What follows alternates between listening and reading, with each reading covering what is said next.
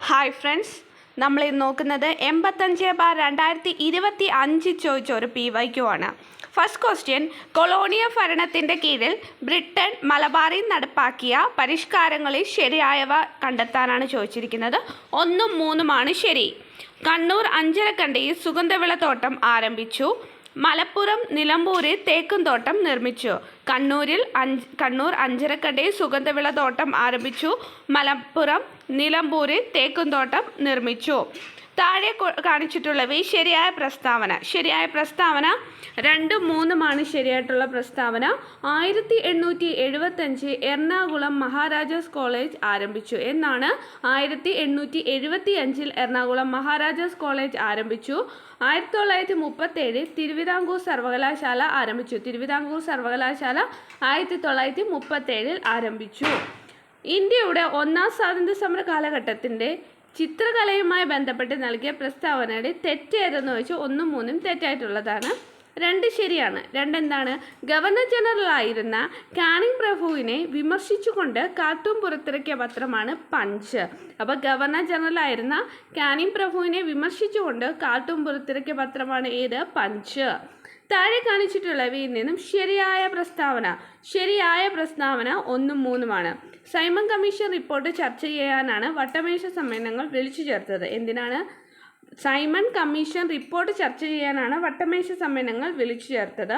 വട്ടമേശ സമ്മേളനത്തിൻ്റെ പരാജയത്തോടെ ഗാന്ധിജിയുടെ നേതൃത്വത്തിൽ നിയമലംഘന പ്രസ്ഥാനം ആരംഭിച്ചു. വട്ടമേശ സമ്മേളനത്തിൻ്റെ പരാജയത്തോടെ ഗാന്ധിജിയുടെ നേതൃത്വത്തിൽ നിയമലംഘന പ്രസ്ഥാനം ആരംഭിച്ചു. താഴെ കാണിച്ചിരിക്കുന്ന പ്രസ്താവനകളിൽ ശരിയായത് എല്ലാം ശരിയാണ്.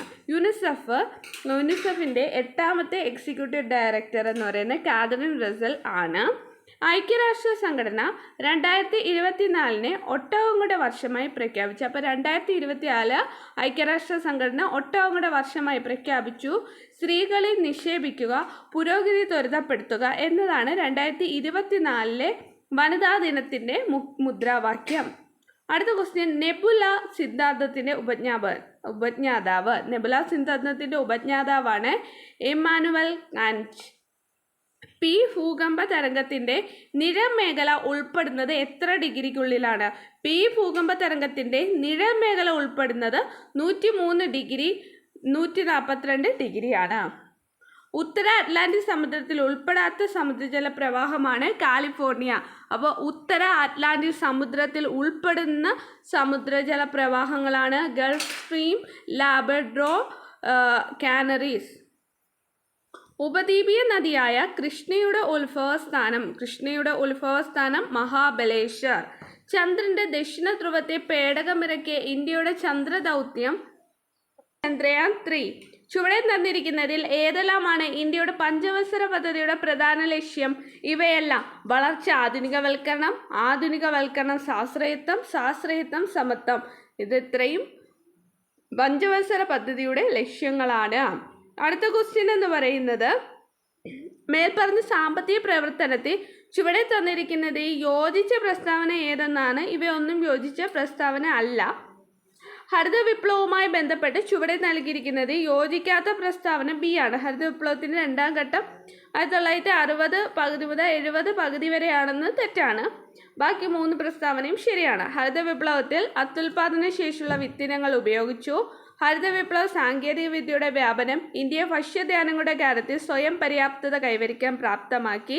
ഹരിത വിപ്ലവത്തിന് ഉപയോഗപ്പെടുത്തിയ സാങ്കേതിക വിദ്യയുടെ പരിണിത ഫലമായി ചെറുകിട കർഷകരും വൻകിട കർഷകരും തമ്മിലുള്ള അന്തരം വർദ്ധിച്ചു. പുറംപണിക്കര നവസാമ്പത്തിക പരിഷ്കാരത്തിൻ്റെ ഏത് നയത്തിൻ്റെ പരിണിത ഫലമാണ്? ആഗോളവൽക്കരണത്തിൻ്റെ പരിണിത ഫലമാണ് പുറം പണിക്കരാർ. അന്ത്യോദയ അന്ന യോജന നിലവിൽ വന്നത് 2000 ഡിസംബർ 25 അന്ത്യോദയ അന്ന യോജന നിലവിൽ വന്നത്.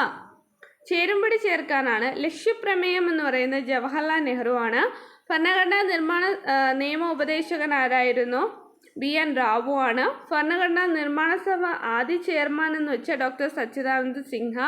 ഭരണഘടനാ നിർമ്മാണ സഭ പ്രവിശ്യ ഭരണഘടനാ സമിതിയുടെ ചെയർമാൻ എന്ന് പറയുന്ന വല്ലഭായ് പട്ടേൽ. അപ്പോൾ ലക്ഷ്യപ്രമേയം അവതരിപ്പിച്ചത് ജവഹർലാൽ നെഹ്റു. ഭരണഘടനാ നിർമ്മാണ സഭ നിയമ ഉപദേശകൻ BN റാവു. ഭരണഘടനാ നിർമ്മാണ സഭ ആദ്യ ചെയർമാൻ ഡോക്ടർ സച്ചിദാനന്ദ സിൻഹ.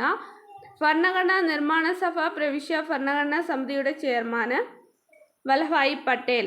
ഇന്ത്യൻ ഭരണഘടനയിലെ നിർദ്ദേശക തത്വങ്ങളുടെ വകുപ്പുകളുമായി ശരിയായി ക്രമീകരിക്കാനാണ് ചോദിച്ചിരിക്കുന്നത്. കുടിവ്യവസായങ്ങളെ പ്രോത്സാഹിപ്പിക്കുന്ന വകുപ്പ് എന്ന് പറയുന്നത് വകുപ്പ് 43 ആണ്. ഏകീകൃത സിവിൽ കോഡ് നടപ്പിലാക്കുക വകുപ്പ് 44. ഗോവധ നിരോധന നിയമം നിരോധിക്കുക എന്നത് വകുപ്പ് 48. അന്താരാഷ്ട്ര സമാധാനവും സുരക്ഷയും വകുപ്പ് 51. അപ്പോൾ കുടിൽ വ്യവസായങ്ങളെ പ്രോത്സാഹിപ്പിക്കുന്ന വകുപ്പ് 43, ഏകീകൃത സിവിൽ കോഡ് 44, ഗോവധ നിരോധിക്കുക 48, അന്താരാഷ്ട്ര സമാധാനവും സുരക്ഷയും വകുപ്പ് 51. ഇന്ത്യൻ ഭരണഘടനാ ഭേദഗതിയുമായി ബന്ധപ്പെട്ട് ശരിയായ പ്രസ്താവന. എല്ലാ പ്രസ്താവനയും തെറ്റാണ്. കേരള ഗവർണറുമായി ബന്ധപ്പെട്ട തെറ്റായ പ്രസ്താവന 4 തെറ്റായിട്ടുള്ള പ്രസ്താവന. 1, 2, 3 ശരിയാണ്. ആരിഫ് മുഹമ്മദ് ഖാൻ കേരളത്തിൻ്റെ 22ാമത്തെ ഗവർണറാണ്. ആരിഫ് മുഹമ്മദ് ഖാൻ ഉത്തർപ്രദേശുകാരനാണ്. ആരിഫ് മുഹമ്മദ് ഖാൻ കേരള ഗവർണറായത് 2019 സെപ്റ്റംബറിലാണ്. ഇന്ത്യൻ പാർലമെൻറ്റിൻ്റെ സംയുക്ത സമ്മേളനവുമായി ബന്ധപ്പെട്ട ശരിയായ പ്രസ്താവന. ഇന്ത്യൻ പാർലമെൻറ്റിൻ്റെ സംയുക്ത സമ്മേളനവുമായി ബന്ധപ്പെട്ട ശരിയായ പ്രസ്താവനകൾ 1ഉം 2ഉം ആണ്. ലോക്സഭാ സ്പീക്കറുടെ അഭാവത്തിൽ സംയുക്ത സമ്മേളനങ്ങളുടെ അധ്യക്ഷത വഹിക്കേണ്ടത് ലോക്സഭ ഡെപ്യൂട്ടി സ്പീക്കറാണ്. അപ്പം ലോക്സഭാ സ്പീക്കറുടെ അഭാവത്തിൽ സംയുക്ത സമ്മേളനത്തിൻ്റെ അധ്യക്ഷത വഹിക്കേണ്ട ലോക്സഭ ഡെപ്യൂട്ടി സ്പീക്കറാണ്. ധനകാര്യ ബില്ലുകൾ സംയുക്ത സമ്മേളനത്തിൽ അവതരിപ്പിക്കാൻ പാടില്ല.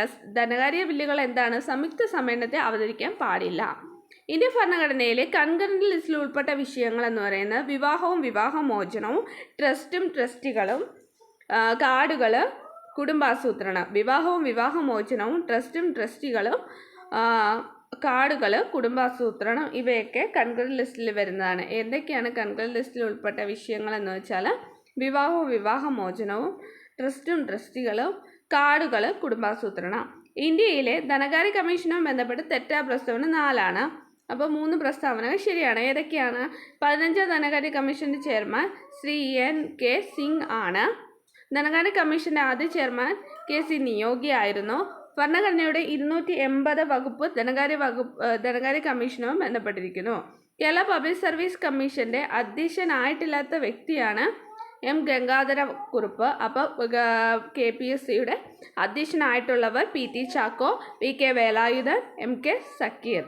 കേരള ഹൈക്കോടതിയുടെ ബന്ധപ്പെട്ട തെറ്റായ പ്രസ്താവന. കേരള ഹൈക്കോടതിയുമായി ബന്ധപ്പെട്ട തെറ്റായ പ്രസ്താവന 2ഉം 3ഉം ആണ്.